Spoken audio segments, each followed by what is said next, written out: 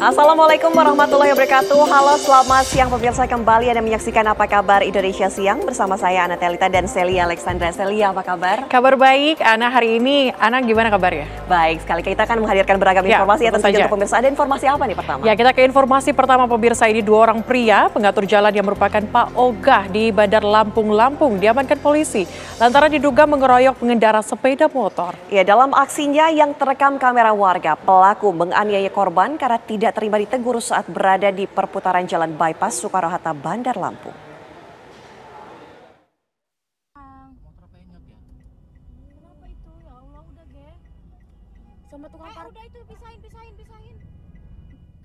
Dalam video amatir yang direkam warga, terlihat dua orang Pak Ogah mengeroyok pengendara sepeda motor di jalan bypass Soekarno-Hatta, Sukarame, Bandar Lampung.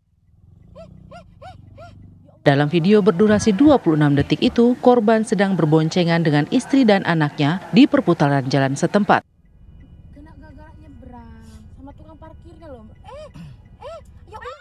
Beruntung aksi pengeroyokan berakhir setelah dilerai warga dan pengguna jalan di lokasi kejadian.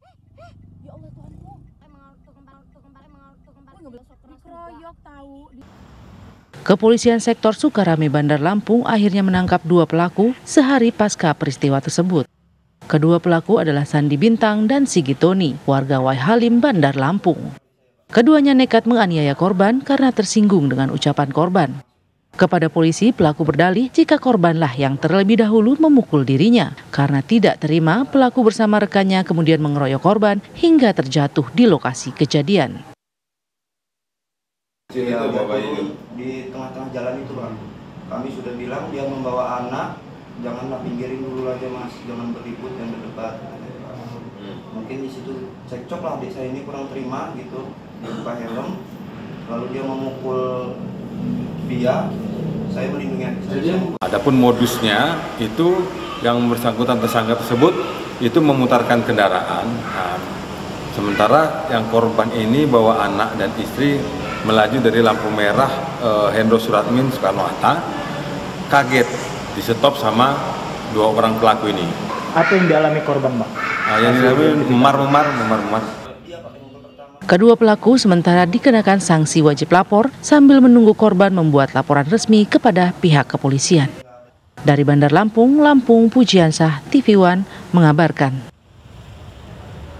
Informasi lainnya pemirsa, seorang pemuda di Kabupaten Banyuasin, Sumatera Selatan babak belur di amuk massa saat dirinya ketahuan merampas gelang emas milik seorang wanita. Ya, beruntungnya aparat kepolisian berhasil menyelamatkan pelaku dari amukan warga.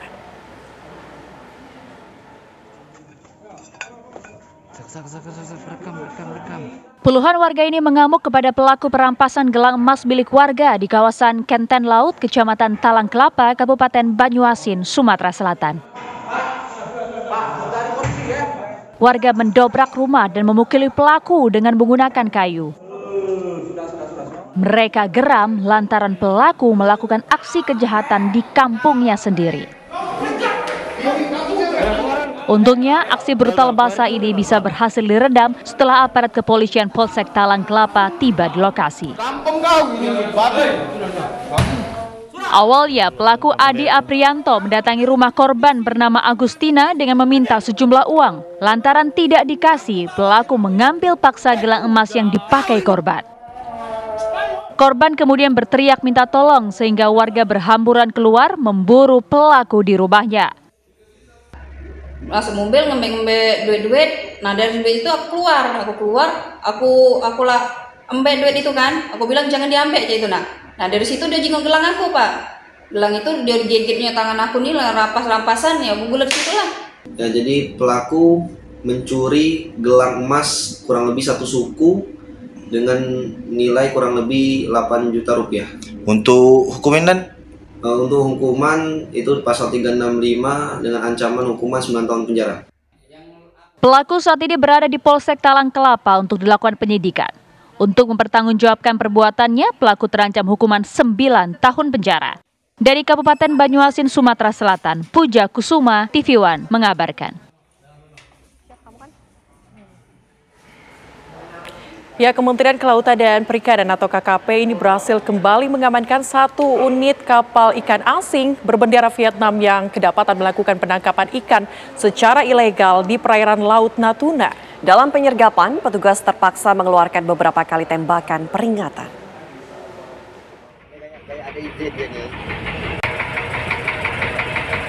Seperti ini aksi penangkapan kapal ikan asal Vietnam yang ketahuan mencuri ikan di Laut Natuna Utara, Kepulauan Riau. Kapal pengawas Orca 03 milik Ditjen PSDKP berusaha mengejar kapal ikan yang kabur. Namun terhenti setelah petugas mengeluarkan tembakan peringatan. Tembakan peringatan ke udara.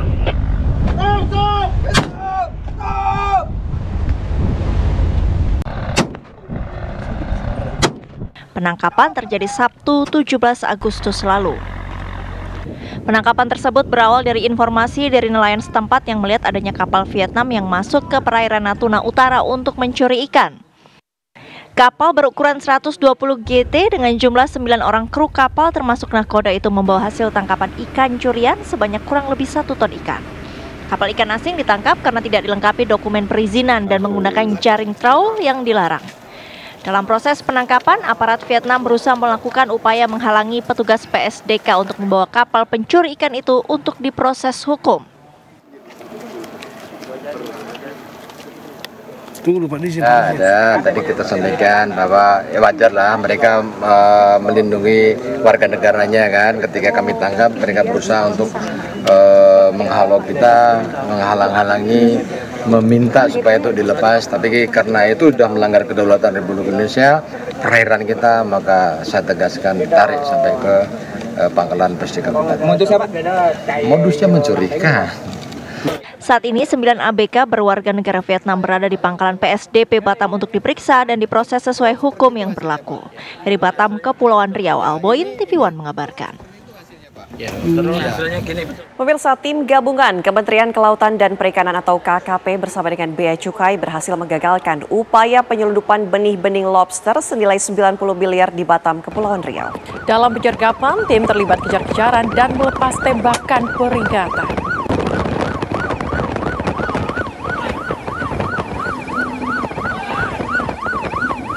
Tim Gabungan Pengawasan Perikanan dan Bea Cukai mendeteksi 1 kapal highcraft berkecepatan tinggi melintas di perairan Makro Karimun. Petugas juga mencoba menghentikan dengan serentakan tembakan peringatan. Karena merasa terjebak, highcraft penyelundupan benih lobster itu pun menyungsep masuk ke hutan bakau. Mendapat kesempatan sebanyak 4 kapal dari tim gabungan diturunkan untuk mengepung kapal tersebut. Kapal penyelundupan berhasil diamankan sementara 2 orang nahkoda berhasil kabur dari kepungan dalam kondisi gelap malam dan rimbunan pohon bakau. Jika dinilai dengan harga kurang lebih 90 miliar.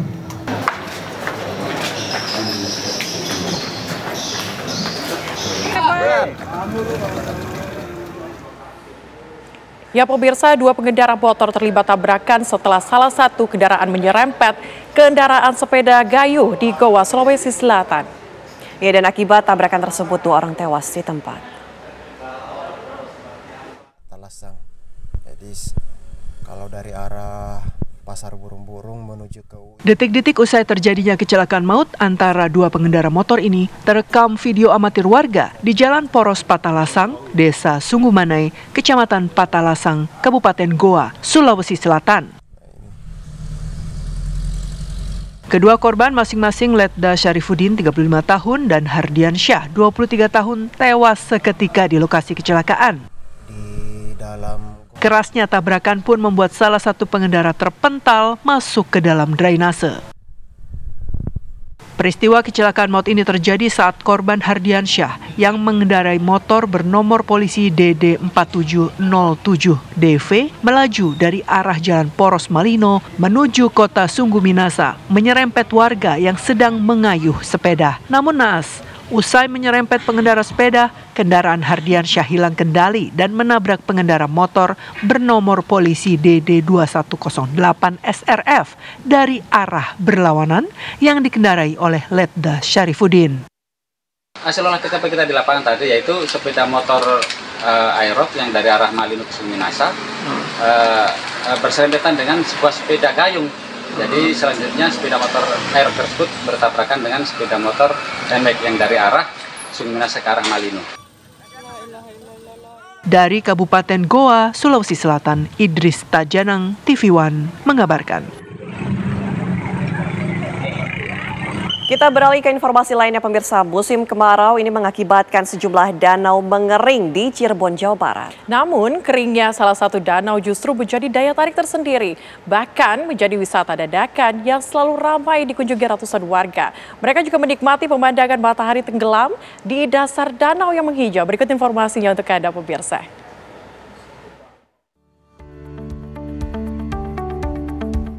Beginilah kondisi Danau Patok, Kecamatan Mundu, Kabupaten Cirebon, Jawa Barat pada musim kemarau ini. Danau yang biasanya dipenuhi dengan air kini mengering. Namun keringnya Danau Patok ini menjadikan pemandangan menarik hingga menjadi tempat wisata dadakan gratis yang banyak didatangi warga setiap harinya. Dasar Danau Patok ini ditumbuhi oleh rerumputan yang menghijau sehingga tampak seperti padang rumput yang luas. Ratusan warga yang datang memenuhi dasar danau untuk sekedar bersantai bersama keluarga, teman, dan pasangan sambil duduk-duduk di atas rumput yang tumbuh di dasar danau tersebut untuk menikmati pemandangan dari dasar danau. Pada sore hari, warga yang datang kian bertambah banyak. Selain hijaunya dasar danau, warga juga dapat menikmati pemandangan matahari tenggelam di balik perbukitan sekitar danau. Hal ini juga dimanfaatkan oleh warga yang datang untuk bersuah foto dan dipasang di media sosial mereka.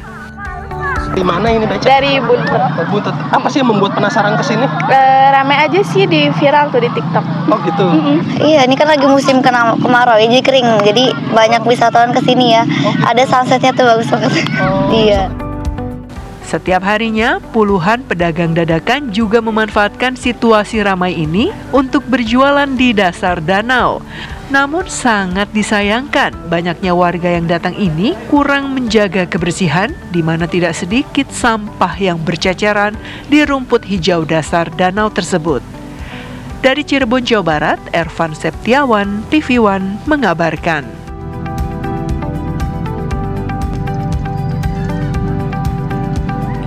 Ya pemirsa, terekam kamera CCTV aksi pelecehan terjadi di Masjid Desa Gedung Sari, Bojonegoro, Jawa Timur. Informasinya sesaat lagi di Apa Kabar Indonesia Siang.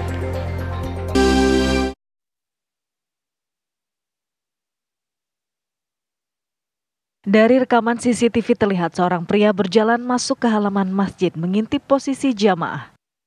Pelaku lalu masuk ke dalam mendekati jamaah perempuan yang tengah sholat zuhur berjamaah. Tak lama kemudian pelaku langsung membuka celana saat jamaah perempuan posisi ruku sambil memainkan alat kelaminnya. Merasa ada yang aneh, jemaah sebelah korban langsung berteriak hingga lelaki tak dikenal tersebut melarikan diri. Saat ini pelaku Subakar berusia 32 tahun warga desa Kedumping, Lamongan telah ditangkap kurang dari 1 kali 24 jam. Pelaku sudah berhasil diamankan di wilayah Lamongan. Berikut barang bukti berupa pakaian yang digunakan, celana yang digunakan maupun CCTV sudah kita amankan, dan sementara pelaku sudah kita amankan di Polres Bojonegoro untuk dilakukan penyidikan lebih lanjut. Sementara itu modus pelaku masih didalami penyidik Polres Bojonegoro. Dari Bojonegoro, Dewi Rina Handayani, TV One mengabarkan.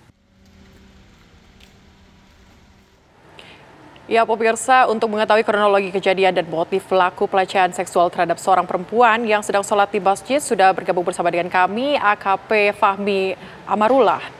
Selamat siang. Siang, Mbak. Ya Pak, bagaimana perkembangan dari kasus ini saat ini?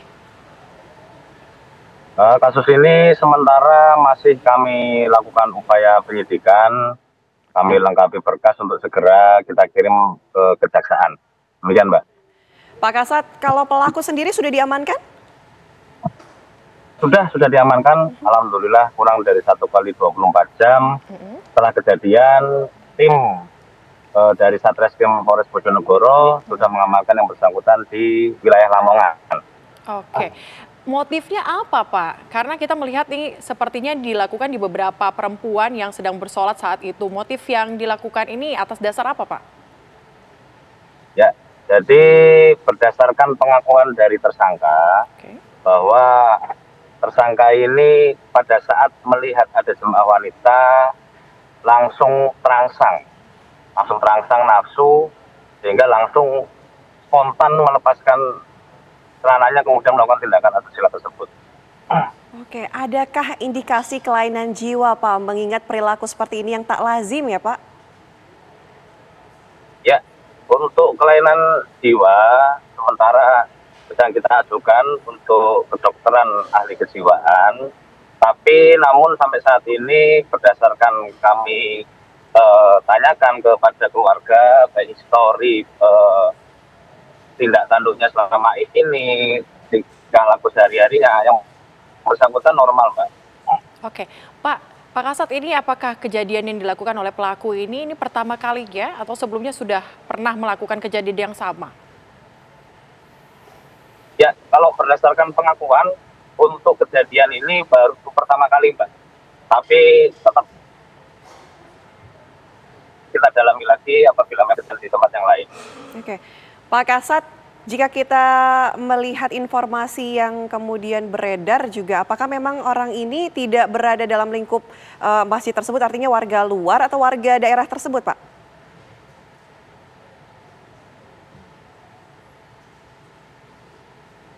Pak Kasat, yang bersangkutan ini memang warga Lamongan, terus nyampe ke lokasi itu dia menggunakan kendaraan roda 2. Oke, baik. Terima kasih Pak Kasat sudah bergabung bersama kami di Apa Kabar Indonesia Siang. Selamat siang.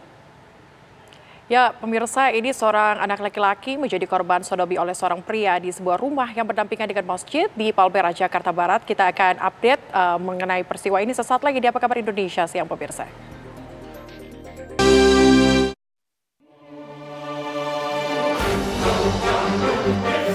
Dari rekaman kamera pengawas terlihat saat seorang pria memanggil seorang bocah laki-laki yang tengah bermain bersama teman-temannya di Jalan Aster, Jatipulo, Palmerah, Jakarta Barat.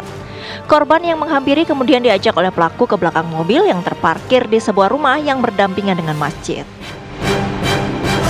Ibu korban yang tengah mencari sang anak untuk bersiap melaksanakan sholat Jumat justru memergoki pelaku tengah berbuat asusila terhadap anaknya. Pelaku yang sempat melarikan diri usai dipergoki orang tua korban akhirnya ditangkap dan sempat menjadi bulan-bulanan warga. Menurut warga, peristiwa tersebut terjadi pada hari Jumat 16 Agustus 2024 lalu. Warga mengaku resah atas perbuatan pelaku mengingat banyaknya anak-anak yang biasa bermain di kawasan tersebut. Biasanya sholat Jumat tuh orang, tapi dipanggil anak kecil di sini kalau CCTV itu kan, lihat. Panggil, bawa masuk dalam. Ada dalam pojok sana kurang lebih hampir 5 menit lah. Sebelah kiri. Belum belakang mobil tuh, terus dibawa ke belakang mobil. Bawa belakang mobil itu kurang lebih hampir 7 menit. Nah, emaknya nyari, nanya anak-anak di sini nih, di masjid ada orang. Emaknya di masjid, cari ke dalam, nggak ada. Emaknya keluar lagi, pengen nyari ke ujung sana. Tapi lihat anaknya di situ kalau lagi dikerjain. Gitu. Pelaku orang mana, Pak? Pelakunya orang belakang. Oh, sudah dilepas tapi? Saya dengar dilepas. Oh, gitu. Berdasarkan informasi dari polisi, pelaku berinisial W, 14 tahun, memiliki kelainan jiwa. Oleh karena itu, pihak keluarga korban memilih jalur damai dengan mengajukan 2 syarat, yaitu pelaku harus dalam pengawasan polisi dan berjanji tidak mengulangi perbuatannya, serta pelaku harus meninggalkan tempat tinggalnya. Dari Jakarta, Arif Budiman Saputra, TV One mengabarkan.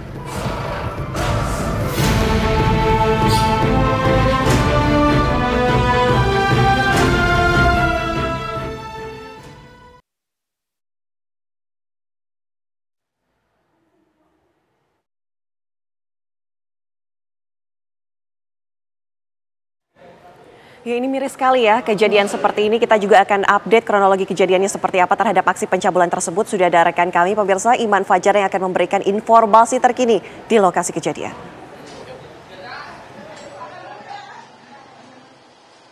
Ya, selamat siang Ana, Sile, dan juga pemirsa. Pada Jumat 16 Agustus lalu terjadi tindakan asusila yang menimpa seorang korban yang merupakan anak sekitar usia 5 tahun di Kelurahan Jatipulo, Kecamatan Palmerah, Jakarta Barat.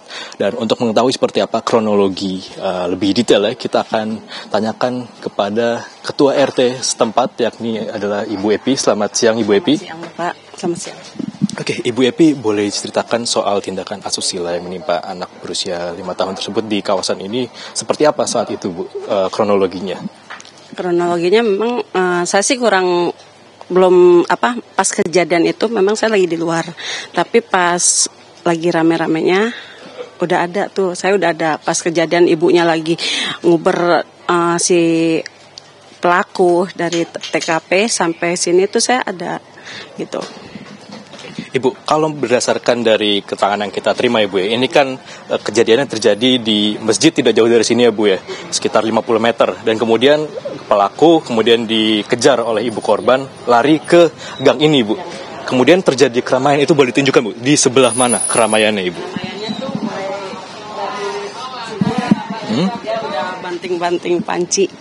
Di sini sudah mulai banting-banting. Si ibunya itu, orang tua korban itu udah banting-banting panci, udah ngamuk lah, udah marah, dia lari sampai batas sana, sampai batas ini.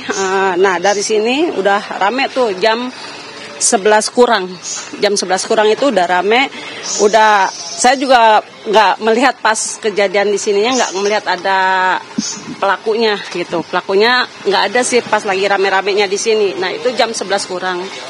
Oke. Berarti kalau kita lihat ini Bu, berarti kan kejadiannya pada hari Jumat, di mana saat itu warga ramai sedang sholat Jumat. Berarti ini kejadiannya adalah sebelum sholat Jumat ya Bu? Dan kemudian apa yang terjadi setelah sholat Jumat? Setelah sholat Jumat itu kan pada kumpul semua keluarganya kumpul itu posisinya pertamanya awalnya di rumah masing-masing nih kumpulnya. Nah setelah kumpul masing-masing pada dibawa ke pos RW. Mereka pada ke pos RW untuk membawa pelaku dan korban dibawa ke pos RW untuk mediasi lah. Tapi dari pihak keluarga korban belum ada niatan untuk mediasi kebersamaan itu. Ini kalau yang informasi yang kami terima juga Bu, ini kan pelakunya sendiri juga anak di bawah umur ya Bu. Seperti apa respon dari keluarga pelaku Bu? Respon dari keluarga pelaku ya gimana ya? Ya namanya anak tetap aja orang tua itu jadi penghapusnya anak.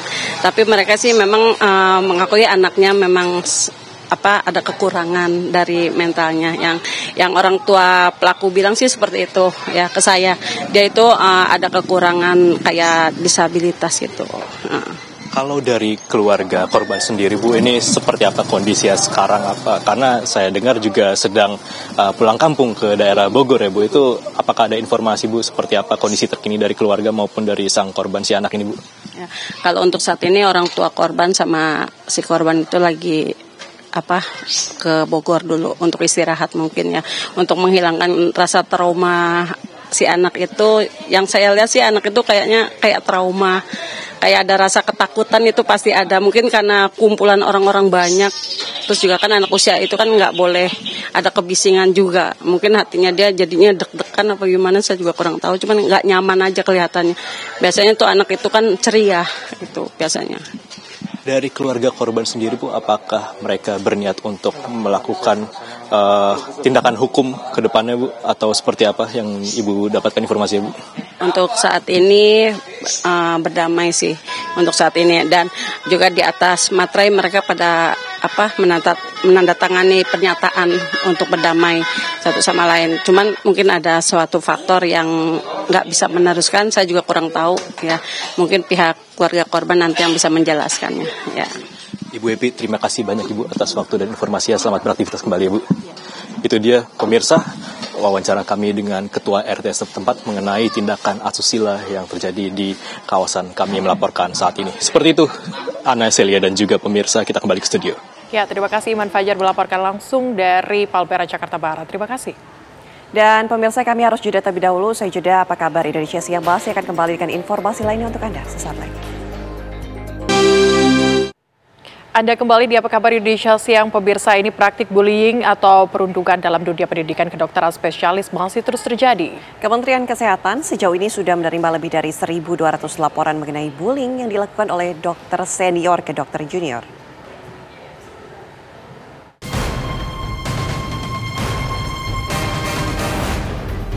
Fenomena praktik bullying atau perundungan di lingkungan pendidikan kedokteran saat ini menjadi sorotan publik. Aksi bullying itu terjadi di sejumlah perguruan tinggi. Kementerian Kesehatan menyatakan saat ini lebih dari 1.200 pengaduan diterima sejak hotline pengaduan dibuka. Dari jumlah itu, lebih dari 365 laporan teridentifikasi sebagai kasus perundungan. Bentuk bullying mulai dari fisik, verbal, intimidasi, hingga non-verbal seperti pemaksaan untuk mengeluarkan biaya di luar biaya pendidikan yang ditetapkan.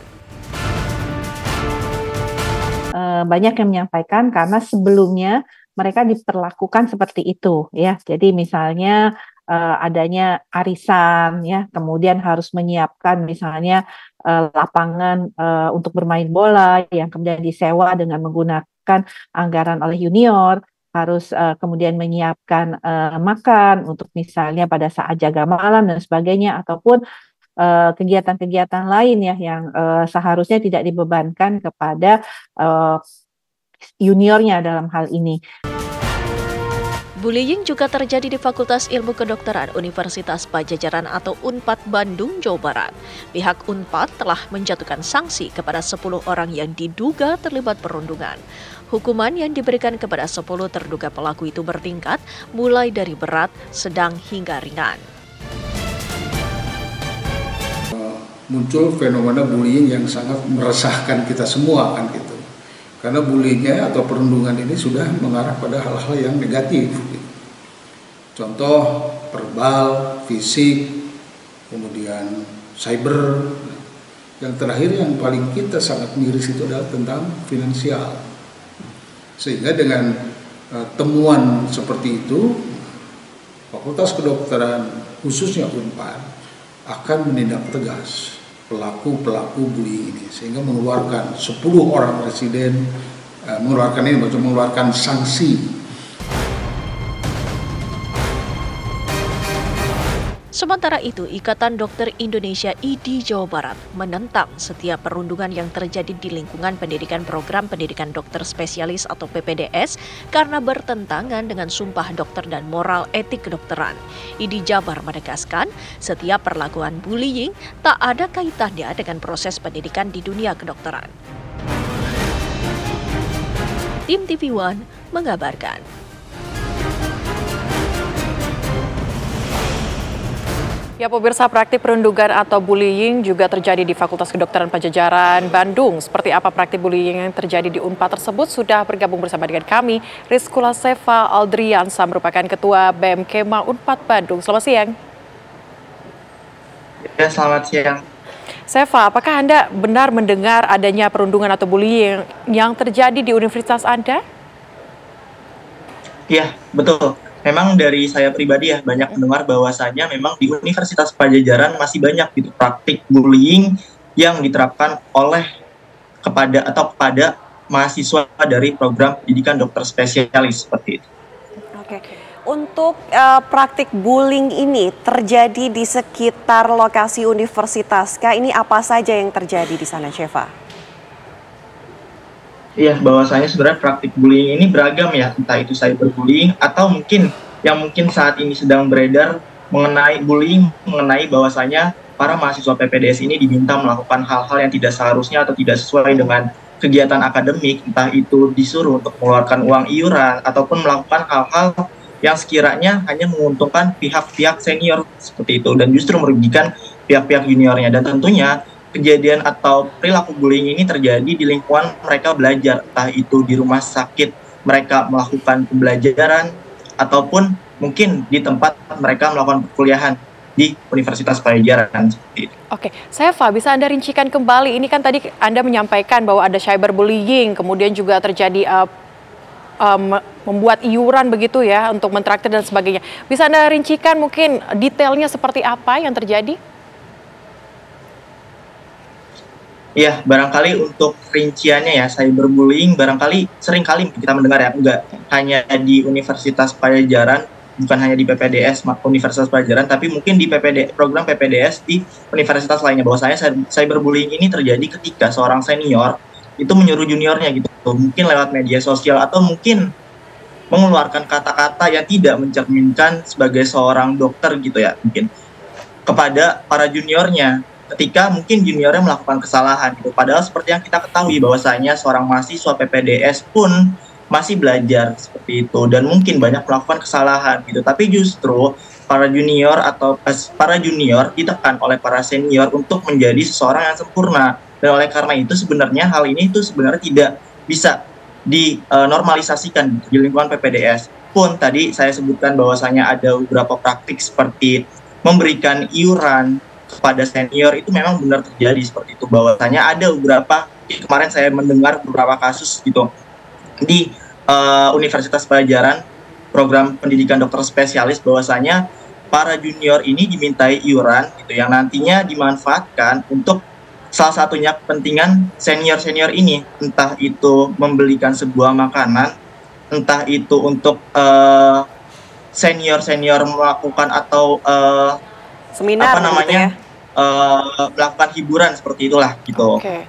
Seva, tapi kalau tadi Anda menyampaikan ini memberikan iuran begitu, ini iuran ini diberikan setiap minggu, setiap bulan atau seperti apa? Besarnya berapa sepengetahuan Anda? Oke, sebenarnya untuk besarnya beragam ya gitu. Yeah. Ada kemarin yang menyatakan sebesar mungkin 50 juta gitu, dan ini sebenarnya beragam gitu. Kita belum menemukan data yang pasti dan konkret gitu atas iuran yang diberikan oleh para junior kepada para seniornya, seperti itu sebenarnya. Oke, Seva, untuk perangai ataupun perilaku bullying seperti ini, apakah sempat ada yang melaporkan kepada pihak universitas, khususnya di Unpad? Ya, beberapa mungkin saat ini sudah banyak yang berani melapor ya, gitu. Tapi dari saya sendiri belum mendapatkan gitu. Kira-kira sudah ada beberapa orang yang melaporkan tindak pidana bullying ini gitu, karena kita bisa bilang bahwasanya tindakan bullying ini merupakan tindak pidana yang harus kita lawan dan harus kita berantas seperti itu.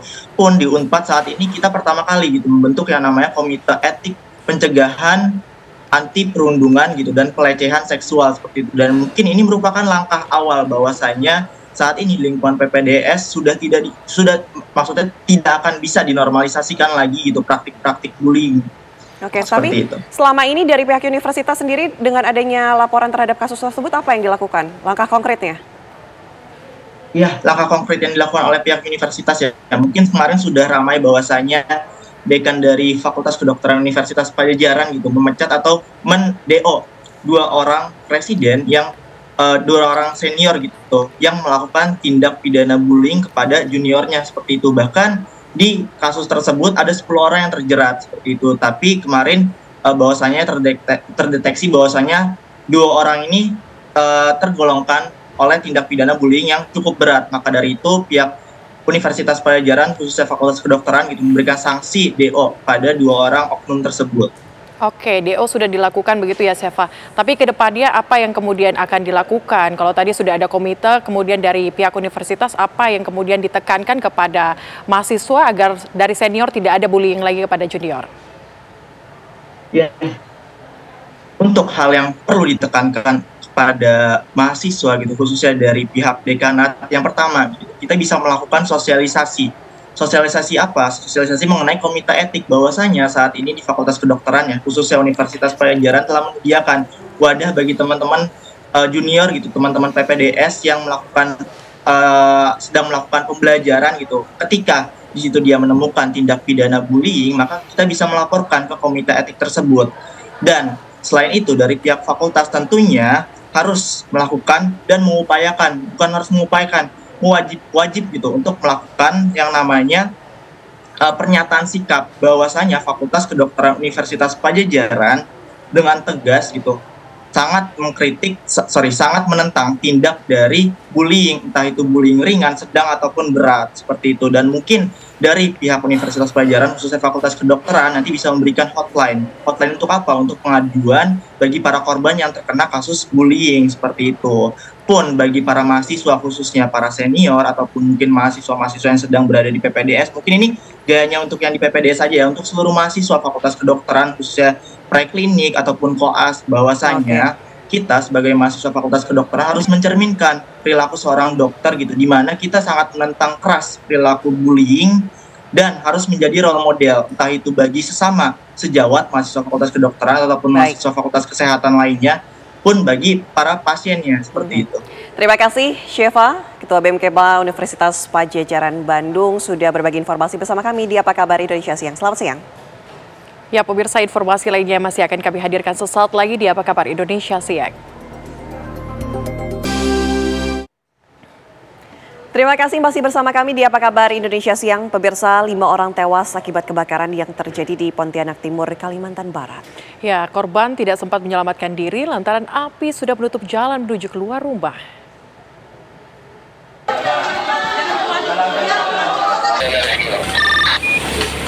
Kebakaran hebat terjadi di salah satu rumah yang berada di Jalan Tanjung Raya 1, Pontianak Timur, Kalimantan Barat. Entah dari mana asal-muasal api, namun besarnya kobaran api membuat 12 orang terjebak di dalam rumah tersebut.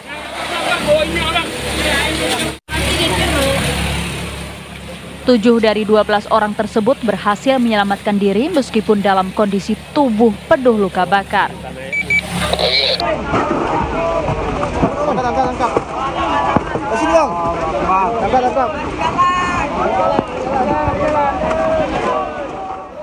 Sementara 5 orang lainnya dinyatakan tewas di lokasi. Diduga korban tidak bisa menembus kobaran api karena sudah terkepung di dalam kamar. Hingga saat ini, petugas dari Kepolisian Polsek Pontianak Timur masih terus melakukan pemeriksaan untuk mencari penyebab kebakaran tersebut. Kejadian kebakaran yang mana di dalam satu rumah atau satu kawasan rumah ini terdapat 3 kakak. Kemudian ada 12 orang yang tinggal di rumah itu, 6 bisa keluar, dan 6 1 luka bakar, 5 korban dinyatakan meninggal dunia. Untuk kelengkapan itu masih dalam proses penyelidikan. Dari Pontianak Kalbar, Tutwuri Handayani, Wahyu, TV One mengabarkan. Ya pemirsa, ini 2 orang yang diduga oknum pejabat beredar di media sosial. Aksi tidak pantas dilakukan oleh 2 orang di ruang kantor Dinas Pendidikan dan Kebudayaan Kabupaten Jombang, Jawa Timur. Kedua orang tersebut tampak berpegangan dan bermesraan terekam kamera pengawas.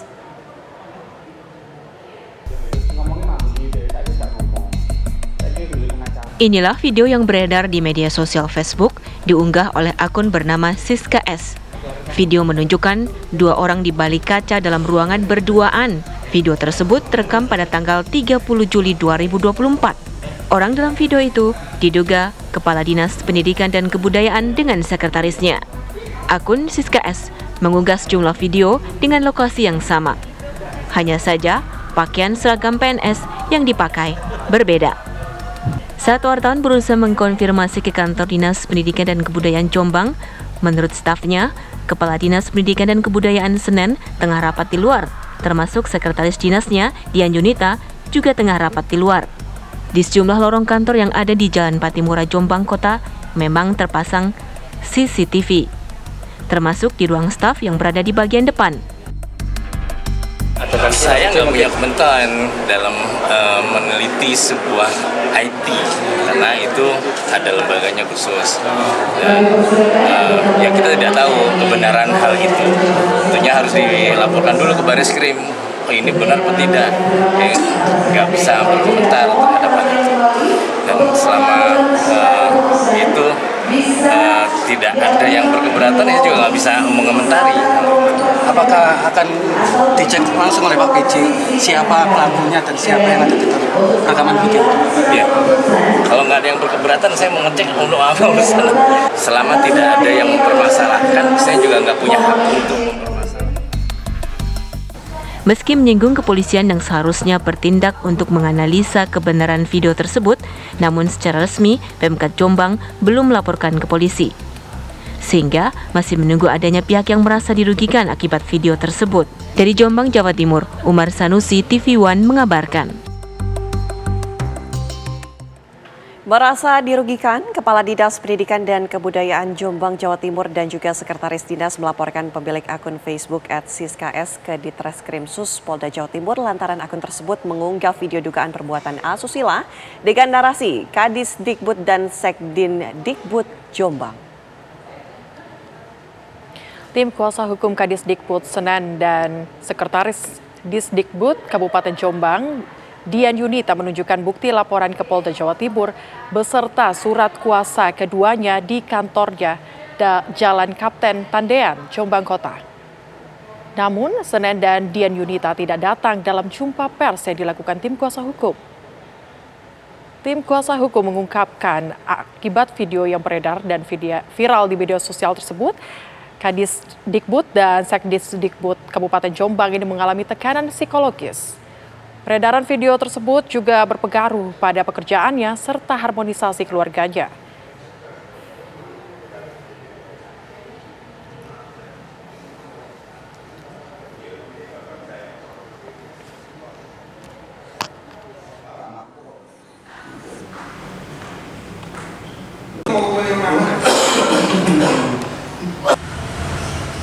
Pemirsa, jika tadi sebelumnya kita sudah memberitakan ada kebakaran yang terjadi di Pontianak, kita akan langsung menghubungi petugas pemadam kebakaran. Sudah ada Pak Iwan bersama kami. Selamat siang Pak Iwan.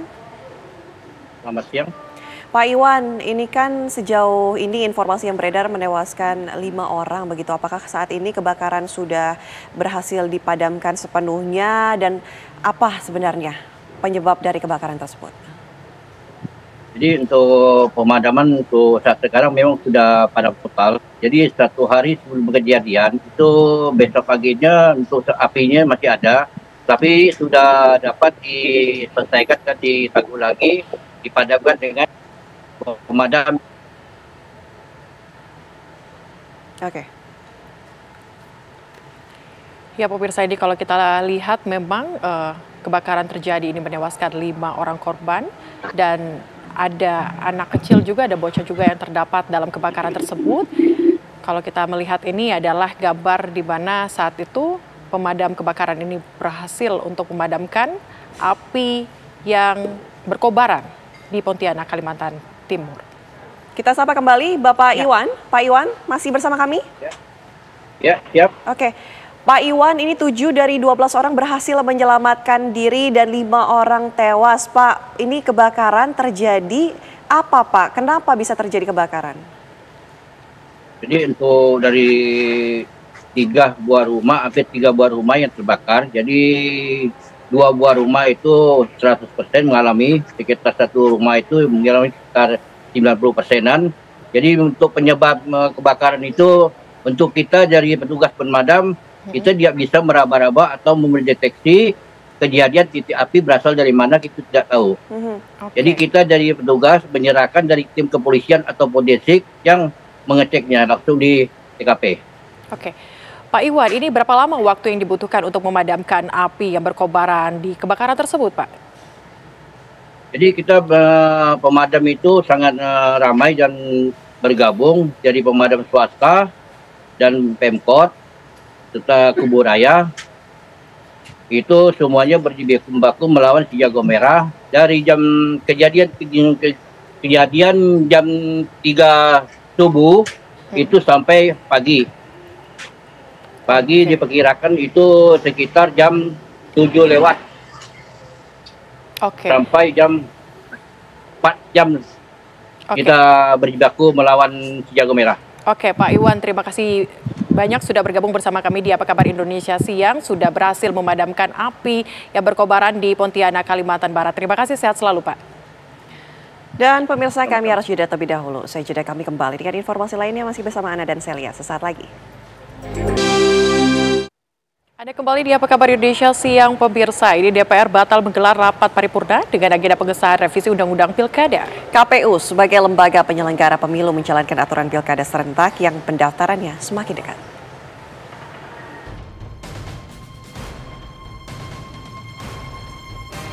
Sebelumnya DPR dan pemerintah telah menyepakati revisi Undang-Undang Pilkada yang diputus pada rapat Badan Legislasi. Dalam rapat balik, DPR menganulir putusan MK soal ambang batas pencalonan pilkada hingga syarat usia calon kepala daerah. Kamis kemarin, DPR batal menggelar rapat paripurna dengan agenda pengesahan revisi Undang-Undang Pilkada. Rapat tidak dapat diselenggarakan karena tidak memenuhi quorum. Artinya, pelaksanaan pilkada serentak tetap mengacu pada putusan MK. Jelas bahwa dengan pernyataan itu KPU harus melaksanakan pendaftaran pasangan calon yang akan berlangsung tanggal 27 sampai 29 nanti berdasarkan seluruh ketentuan baik di putusan MK nomor 60 ataupun di putusan MK nomor 70.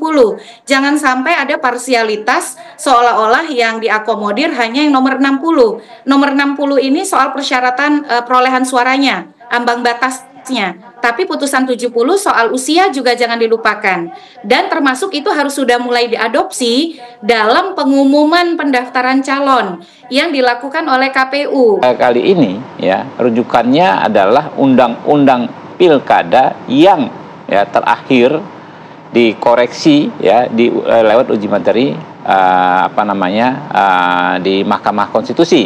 Ada beberapa perkara terkait beberapa pasal, itulah undang-undang yang berlaku dan itu sudah dikonfirmasi semalam oleh teman-teman KPU dan saya bisa menjamin 100% kan KPU kan nanti akan melakukan rapat konsultasi dengan DPR hari ini atau hari Senin ya kan. Saya pastikan ya karena dari komunikasi yang berjalan bahwa dan faktanya memang harus seperti itu. Ketika tidak ada perubahan terhadap undang-undang yang berlaku saat ini, maka yang undang-undang yang berlaku saat inilah yang berlaku. Lantas bagaimana KPU sebagai lembaga penyelenggara pemilu menjalankan aturan pilkada serentak yang pendaftarannya semakin dekat? Putusan Mahkamah Konstitusi itu ya hukum ya. Berlaku sejak saat itu kecuali ada perubahan. Sejauh tidak ada perubahan maka dia hukum. Nah karena dia hukum, dia berlaku dan karena itu harus jadikan dasar lakukan tindakan hukum. Jelas akan menggunakan putusan Mahkamah Konstitusi itu sebagai rujukan. Kan? Putusan Mahkamah Konstitusi kan jelas tuh. Untuk beberapa hal itu jelas dia diamar gitu ya. Tim TV One mengabarkan. Baik, Assalamualaikum warahmatullahi wabarakatuh. Ya pemirsa, kami harus jeda terlebih dahulu. Usai jeda kami akan hadirkan informasi lainnya untuk Anda di Apa Kabar Indonesia Siang sesaat lagi.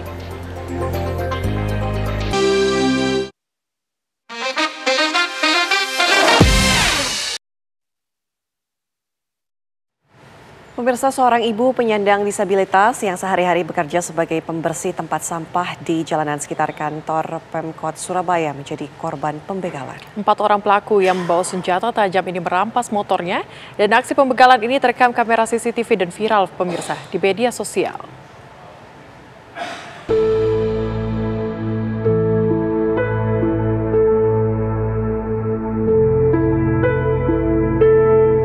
Video rekaman CCTV ini menunjukkan aksi pembegalan yang dilakukan 4 orang berboncengan motor terhadap seorang ibu penyandang disabilitas yang sehari-harinya bekerja sebagai tukang bersih tempat sampah di sekitar kantor Pemkot Surabaya.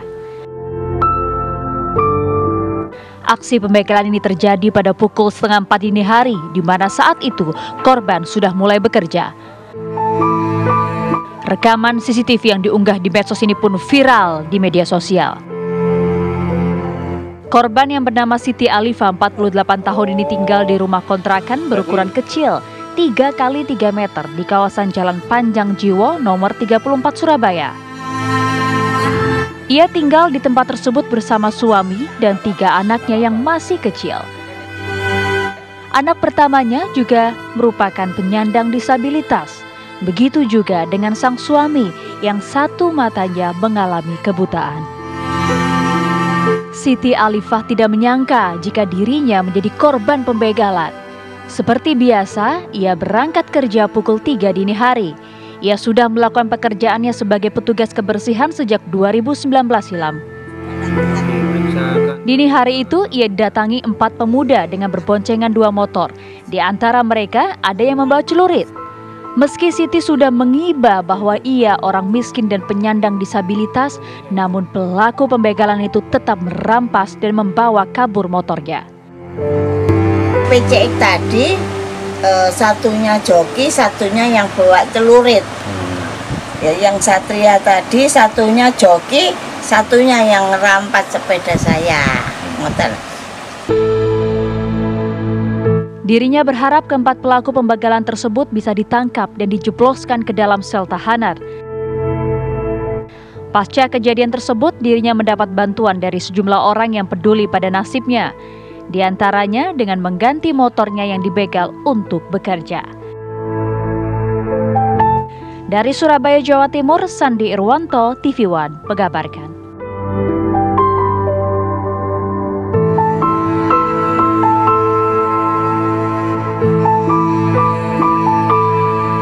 Ya pemirsa, ini sebuah video pertengkaran seorang pemilik motor dengan kasir bengkel ini viral di media sosial. Pemilik motor menuding bengkel motor melakukan ketok harga mencapai jutaan rupiah saat memperbaiki motornya. Nggak mau ngomong? Hah? Nggak mau ngomong? Ini asal pasang-pasang aja. Oh, asal bilang asal-asal pasang aja. Benerin motor, asal-asal aja tiba-tiba 1.500.000. Kamu kan semua orang punya uang. Kan kamu yang setuju. Setuju nggak saya harga segitu? Ngomong nggak? Inilah video viral perdebatan antara seorang pria pemilik motor dengan seorang wanita yang merupakan kasir bengkel motor. Harganya memang nggak saya kasih tahu, tunggu dulu aku bilang. Perdebatan dipicu lantaran harga perbaikan motor yang dianggap tidak masuk di akal. Memang semua orang nggak punya uang ya, tapi kamu kan setuju mau ganti. Pasalnya, penggantian suku cadang sepeda motor tanpa sepengetahuan pemilik motor sebelumnya. Saya mendingan dorong. Ditambah, harga total perbaikan yang mencapai angka 1 juta rupiah lebih. Konfirmasi dulu. Atas persetujuan yang punya motor dulu, Mas, kata mekanik bilang, ini harus bongkar, tapi izin dulu sama bos, bilang dulu. Masalah harga, bilang sama bos, terus ongkos bongkarnya berapa, nanti baru kita kerjain. Kita bahas kemudian apa saja yang diganti. Setuju beliau. Yang punya motor CBR All, CBR Custom 150. Oke, katanya bilang begitu. Menurut pemilik bengkel, dirinya berencana akan melaporkan kasus ini ke polisi karena dianggap telah mencemarkan nama baik. Atas kejadian tersebut, para pemilik kendaraan diminta untuk lebih cermat saat melakukan perbaikan kendaraan dengan meminta harga perbaikan maupun spare part sebelum perbaikan dilakukan. Dari Jakarta, Robin Freddy, TV One mengabarkan.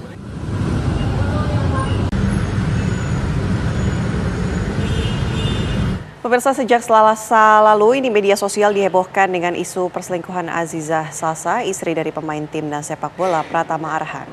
Ya, perempuan cantik yang biasa disapa Zize itu memberikan klarifikasi di laman Instagram pribadinya yang menyebut rumah tangganya dengan Arhan dalam keadaan baik-baik saja.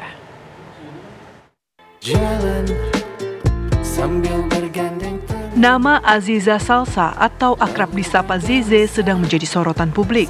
Betapa tidak, istri pemain timnas sepak bola kondang Pratama Arhan ini ramai diperbincangkan di media sosial terlibat perselingkuhan dengan Salim Nauder, pria yang selama ini dikenal sebagai mantan kekasih selebgram Rachel V-nya. Bahkan, nama Azizah pun hingga Rabu siang sempat menempati puncak trending topik media sosial X. Postingan selebgram Rachel V-nya yang meninggalkan emoji ular pada unggahan Instagram Azizah Salsa diasosiasikan warganet sebagai simbol pengkhianatan. Meskipun beberapa netizen mencurigai tindakan Rachel sebagai upaya untuk menciptakan gimmick marketing demi produk barunya, namun akun X @pinkchm yang mengaku sebagai teman Rachel membantah tudingan tersebut. Akun tersebut membagikan pesan langsung atau DM antara dirinya dan Rachel yang mengungkap bahwa Rachel mendapatkan informasi mengenai perselingkuhan Azizah dan Salim dari Pratama Arhan sendiri. Menanggapi isu liar soal perselingkuhannya, Aziza Salsa melalui Instagram pribadinya memberikan klarifikasi bahwa hubungan rumah tangganya dengan Pratama Arhan baik-baik saja, sekaligus menepis isu perselingkuhannya. Zize menulis untuk tidak menyebarkan berita bohong atau fitnah yang tidak sesuai faktanya. Perempuan cantik itu juga meminta doa terbaik untuk kehidupan rumah tangganya. Tim TV One mengabarkan.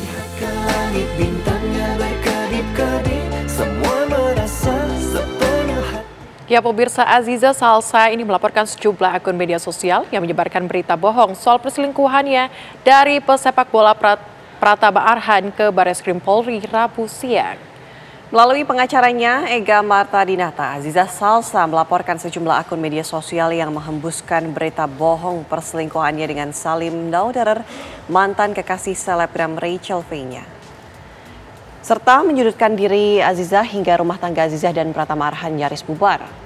Para penyebar ataupun akun penyebar fitnah itu diduga melanggar pasal 45 Undang-Undang ITE dan KUHP pasal 310 dan 311.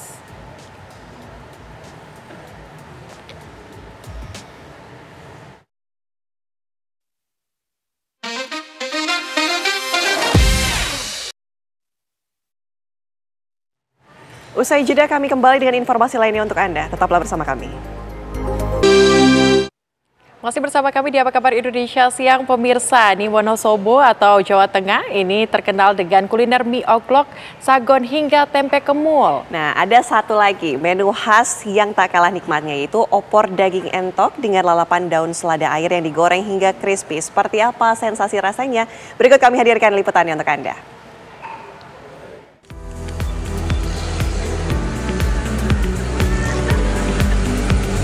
Jika berkunjung ke Wonosobo, Jawa Tengah, ada kuliner khas yang menjadi buruan para wisatawan.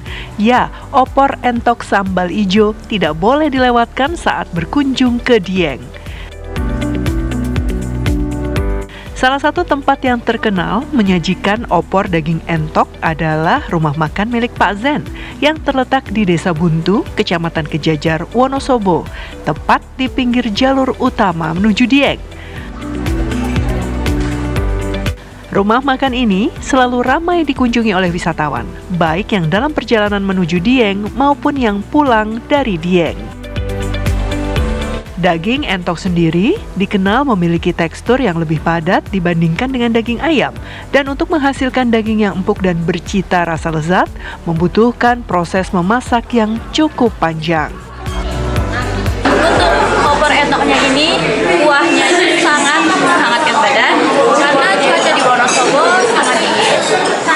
Dan untuk daging dari entok tersebut sangat lembut dan empuk sekali. Opor entok milik Pak Zen ini disajikan dengan lalapan yang unik, yaitu selada air yang digoreng hingga crispy. Lalapan ini memberikan sensasi rasa berbeda saat disantap bersama dengan opor entok ditambah dengan sambal ijo dengan tingkat kepedasan yang berbeda.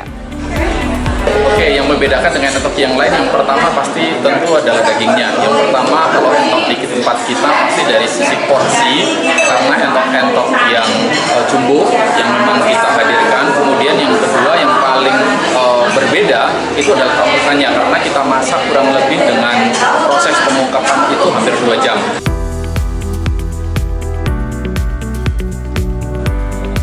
Soal harga tak perlu khawatir karena cukup ramah di kantong. Mulai dari Rp25.000 hingga Rp30.000 untuk satu porsi, tergantung besar kecilnya daging yang dipilih oleh pembeli. Dari Wonosobo, Jawa Tengah, Ronaldo Bramantio, TV One mengabarkan.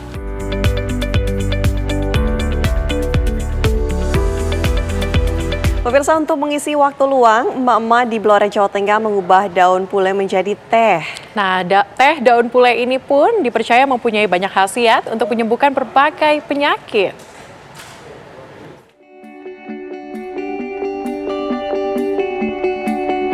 Bertempat di Sanggar Pule, Desa Nglobo, Kecamatan Jiken, Kabupaten Blora, Jawa Tengah, Para emak-emak ini mengisi waktu luang dengan cara menciptakan daun pule yang diubah menjadi teh yang dipercaya mempunyai banyak khasiat.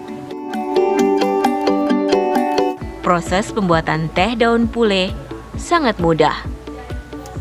Diawali dengan pemilihan daun pule yang sudah tua. Kemudian dicuci bersih,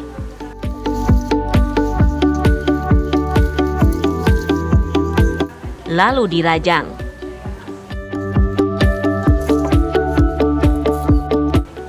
Selanjutnya, dijemur hingga kering.